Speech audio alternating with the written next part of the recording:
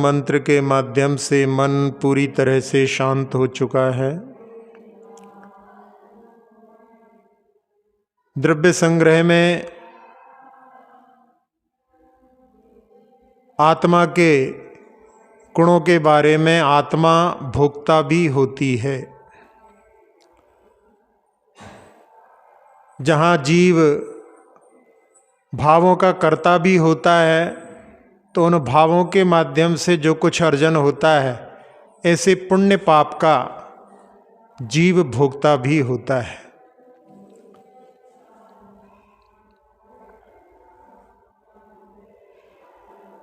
जब जीव अपनी आत्मा में लीनता को प्राप्त करता है, तब उस समय में शुद्धोपयोगी मुनिराजों की अपेक्षा से वो शुद्ध भावों को भोगने वाला होता है। जहाँ व्यवहार में अपने मानस पटल पर जो राग द्वेष भाव कर्मों के निमित्त से उत्पन्न होते हैं, उनका भोक्ता व्यवहार धर्म में कहा जाता है। और बाहरी नौ कर्मों का भोक्ता भी उसको व्यवहार की अपेक्षा से ही कहा जाता है। जहाँ कोई घटना घटती है, उसके माध्यम से व्यक्ति कितना प्रभावित होता है, इसको समझने के लिए कि एक परिवार को खबर मिली कि एक मित्र के यहाँ पर आग लग गई है और उनकी दुकान में बहुत हानि हो गई है। वो अगले दिन वहाँ पहुँचते हैं और वहाँ पर देखते हैं कि वहाँ पार्टी चल रही है।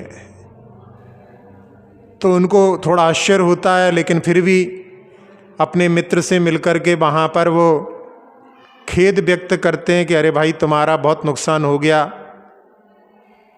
तो मित्र कहता है कि अरे भाई, उस समय में कोई नहीं था दुकान में, ये बहुत अच्छा रहा, नहीं तो हमारे बहुत सारे कर्मचारी हैं, उनकी यदि क्षति हो जाती तो फिर बहुत बड़ा नुकसान हो जाता। वहाँ पर कोई नहीं था, इसलिए हमारा कोई बड़ा नुकसान नहीं हुआ। अब आगे अपन फिर और जो है नया प्रक्रम प्रारंभ करेंगे, इसलिए उसकी कोई चिंता वाली बात नहीं। तो देख करके कि उसी घटना को देख करके कोई व्यक्ति दुखी भी हो सकता है, और उसी घटना के बारे में व्यक्ति देख करके वहाँ पर उसमें सकारात्मक सोच रख करके उसके माध्यम से प्रभावित नहीं होता। जहाँ व्यक्ति अपने राग देश भाव जो अपने मानस पटल पर उत्पन्न होते हैं, उनसे प्रभावित होकर के यदि राग और देश की परिणति में अपनी विचारधारा को आगे बढ़ाता है, जैसे किसी के प्रति अपने मन में द्वेष भाव उत्पन्न हुआ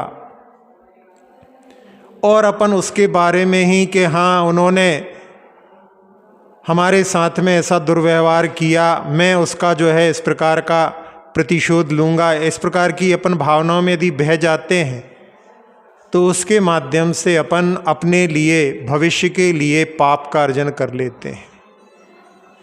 और जहाँ अपने राग देश की परिणतियों के उत्पन्न होने पर अपन उसको ज्ञाता दृष्टा भाव के माध्यम से देखते रहते हैं, तो उसके माध्यम से अपन उन भावों के भोक्ता नहीं होते। तो जीव का पुरुषार्थ अपने उत्पन्न हुए भावों का निरीक्षण करने पर अपन उनके ज्ञाता दृष्टा तो रह सकते हैं, अपन उसके भोक्ता होने से बच सकते हैं। ये जीव का पुरुषार्थ जब तीव्र कर्म का उदय होता है, तब उस समय में इतना कार्यकारी नहीं हो पाता। जहाँ तीव्र वेग नदी का होता है, उस समय में व्यक्ति यदि उस नदी से निकलना चाहे तो निकलने में समर्थ नहीं होता। लेकिन जब बहते बहते उसको जहाँ वेग कम नज़र आता है वहाँ से निकलने का प्रयास करता है। इसी प्रकार से जब तीव्र कर्मों का उदय रहता है उस समय में व्यक्ति का पुरुषार्थ काम नहीं करता, लेकिन जब मंदोदय रहता है उस समय में जीव अपना पुरुषार्थ करे तो उसके माध्यम से उन राग देश की परिणतियों में भी अपने भावों को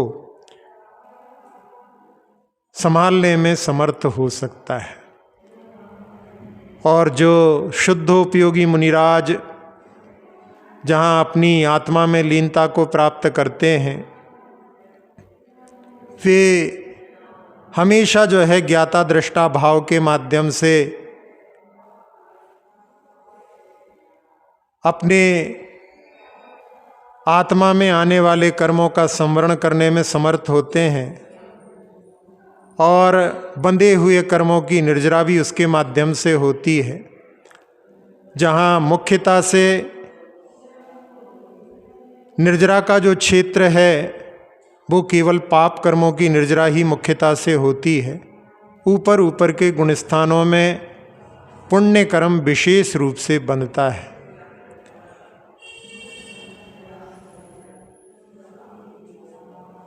तो जीव का जो भोक्तापन है वो पर पदार्थों का मैं भोगता हूँ, इस प्रकार की भावना जो मन में रहती है, वास्तव में जीव पर पदार्थों को भोगते समय में भी केवल उसका ज्ञाता ही होता है, लेकिन पर पदार्थों को भोगते समय उसमें तल्लीनता के माध्यम से वो ऐसा मानता है कि मैं इसका भोगता हूँ, जबकि जीव केवल पर पदार्थों को अपनी इंद्रियों के माध्यम से जानता मात्र है। और उस जब जानने की क्रिया में लगता है तो इन पर पदार्थों में ही उसके लिए आत्मीयता के भाव मोह के कारण में उत्पन्न होते हैं और उससे वो अपने आप को भोक्ता मान लेता है। जहाँ तीन बुद्धियाँ संसार में परिभ्रमण की कारण होती हैं, उसमें एक भोक्तृत्व बुद्धि भी है। जहाँ कर्तृत्व बुद्धि अहंकार उत्पन्न करती है, स्वामित्व बुद्धि भी पर पदार्थ को अपने मानने की चेष्टा उत्पन्न करती है। इसी प्रकार से भोक्तृत्व बुद्धि भी जीव के लिए पर पदार्थ में सुख की खोज में जो है लगा रहता है और उसके माध्यम से वो अपने आत्मिक सुख से कभी भी परिचित नहीं हो पाता। जिन्होंने इस भोक्तृत्व बुद्धि से ऊपर उठकर के आत्मिक सुख, अतीन्द्रिय सुख की प्राप्ति की और उसके माध्यम से उन्होंने अपनी आत्मा को पूर्ण शुद्ध बनाने के मार्ग पर चलकर के पूर्ण शुद्ध बनाया, ऐसे पंच परमेष्ठियों की ऊर्जा का आह्वान करने के लिए अपन पुनः एक बार ओम का नाद करते हैं।